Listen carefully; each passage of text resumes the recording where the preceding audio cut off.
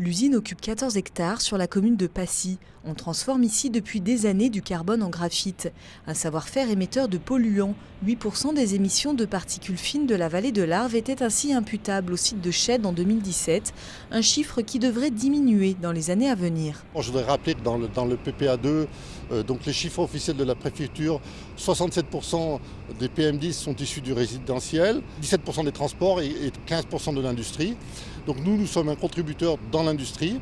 Donc nous sommes souvent montrés du doigt, mais nous voulons montrer que nous avons progressé, que nous faisons des efforts importants, parce que nous avons un site qui est capable de produire du graphite de haute technologie qui sont utilisés dans des applications très performantes comme l'électromobilité. Nous sommes des fournisseurs clés dans les batteries au lithium.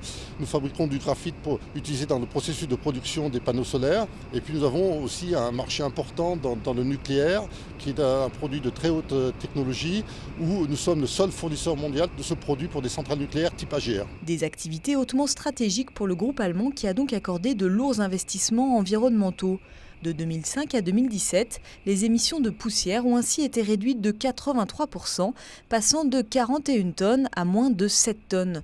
Le groupe a investi 4,5 millions d'euros depuis 2 ans pour aller plus loin. Ces imposants tuyaux abritent des systèmes de traitement des fumées sur ces 3 halls de graphitation, l'étape de fabrication du graphite la plus polluante. Les poussières, elles sont traitées au niveau du filtre à manche. Donc les poussières, au lieu de partir dans l'atmosphère, elles sont récupérées dans les trémies des filtres et puis dans des big bags. Donc ça, elles ne partent pas à l'atmosphère.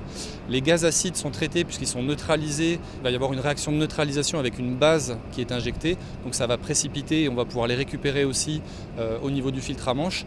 Et puis les composés soufrés, gazeux qui étaient responsables des nuisances olfactives, on les récupère au sein du charbon actif, des caissons de charbon actif qu'on voit derrière. Depuis cet été et l'installation de ce nouveau système, aucun signalement de mauvaises odeurs n'a par exemple eu lieu.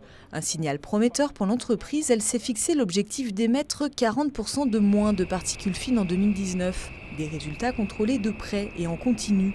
Une vingtaine d'analyseurs ont été installés, sans compter de nombreux contrôles inopinés des services de l'État.